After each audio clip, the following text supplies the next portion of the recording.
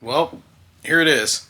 And this is all y'all's fault for not leaving me alone. When I say all y'all's fault, I mean, I just got done watching the podcast with Bronze God and itPhantom cards. And basically all my friends do. Anyway, everybody's new here, so I might as well go ahead and tell you. I'm Matt the Collector, MTC Binder Fillers, and I like to collect trading cards. Not only that, I like to sell trading cards. I have been a salesman for 11 years. And I played Pokemon as a kid, just like everybody else, at like Books A Million back when it was around. And, you know, I never was any good, okay? Like, I always get stomped. Like, it took a lot of that. They eventually just gave me the badge because, like, they felt bad for me. And even recently, I made a Cerulege deck and I went to our local game store and got hammered. But anyway, yeah, so back to the topic. I've been wanting to make a YouTube channel for a while, right? And, of course, the thing that's stopping me is, well, everybody's already talking about this stuff. Why do I need to make a YouTube channel talking about the same stuff as everybody else? And then I thought, and the reason why I'm making this video, they're not doing it exactly how I'm doing it. Everybody's got their own little quirks, you know? That, and just like they said in the podcast or in the thing, everybody can say the exact same thing, and, you know, they probably won't see the other videos. So, I guess there's 4 main dudes that I watch on YouTube right now, and I eat just content up like crazy.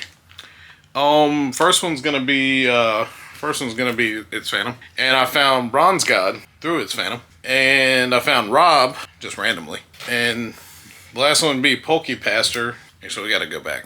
PokePastor was the first one, but don't tell Phantom. So yeah, anywho, that's the whole thing. Everybody's saying that you need to make YouTube videos. Well, here we are. We're making a YouTube video. While I'm sorting cards from my old eBay store that are now going to TCGPlayer. So, everybody's making the run to eBay, and I think it's great. I enjoyed eBay. I didn't have a big problem with eBay. I had a, I guess, process thing with eBay. So, I don't like Chaos Sort. I don't like Chaos Sort. My eBay store was messy. My Chaos Sort was messed up. It's most likely my fault. Most likely my fault. I, gung-ho, ran right into this. Head down, ass up. I don't know if you can say it, but that's what we're saying. So anyway, we ran straight into it, and, you know, we learned some stuff. Been learning stuff since starting February, so now it is July at the time of this video. So yeah, we're swapping back over to TCG. I started on TCG. Got a pro store, got all that stuff, got to level 4. No problem, got it within a month, you know. I was blowing shit out the door to get to level 4. Then we got to level 4. We were making alright money. But I was like, I can make more money on eBay. Let's go. Right? But here's the biggest part here. I started selling more locally to some people that I was selling bulk to. Because I'm the weirdo who decided to go to a card show with bulk boxes. Sorted in the set bulk boxes. And I would have people stand at my table for 6 hours going through bulk to spend $30. Right? Because I sell them 10 cents a card. So you get like 300 cards. I put them in bags for them, you know, get them together because, I mean, I don't want them to lose any, you know, you just bought them. So we were selling bulk cards. First show, nothing but bulk. I used that money to buy a collection. And then we add the collection to the stuff, and then holy shit, look at all the orders, right? Shit went crazy. Right? So I was like, okay, so there's something to this. So I still do bulk. I'm a list everything kind of guy. I came back into the hobby as a master setter. So I want to make sure that I have the stuff to give to people to master set, right? I don't want them to not have the cards they need.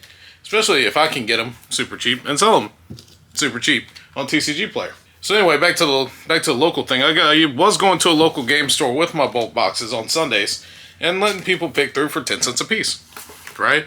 Sure, I was losing money on a couple cards, but I was making money on even more cards. So it worked out. No problem. Good for the community. Good for me. Everybody's happy. But I have no idea what I have. No idea which cards. I put them in set, send them in. Someone asks, hey, do you have this card? No idea. And I'm no help to you at all in that process. Like, I don't know if I got it. You're going to have to find it. So, if it's in there, it's in that set over there. Go check that out. The set's a whole 5-row box because I have so much bulk. So anyway, of course, that didn't work a few times. I was like, okay, there's got to be a better way.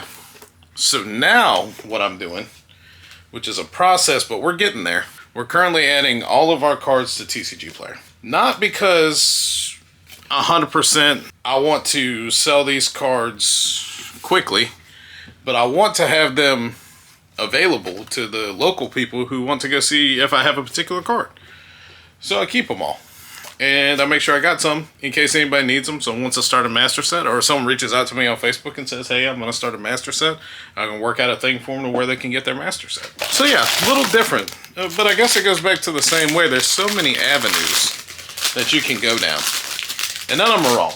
And it's about how much time do you want to spend in the hobby doing a particular thing. I am a workaholic. I don't mind putting in the hours.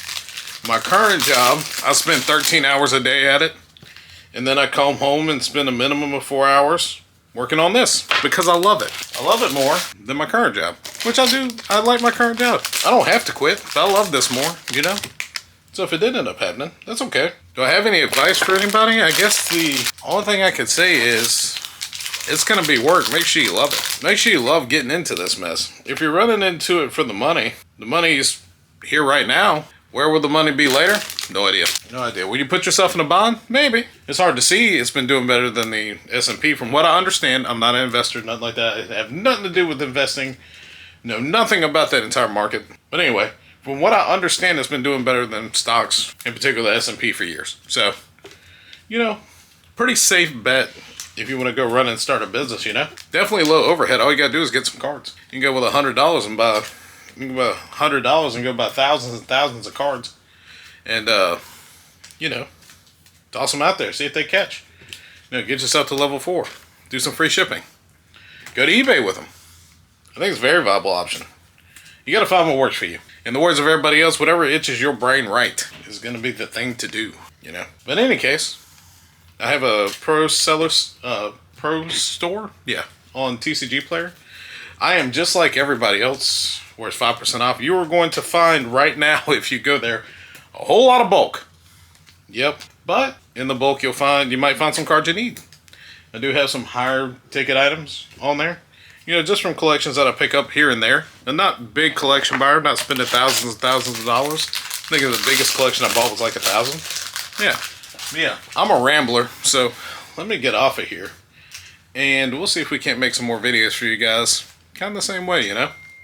And kind of go through the whole process with you as we're learning and pushing and stuff like that.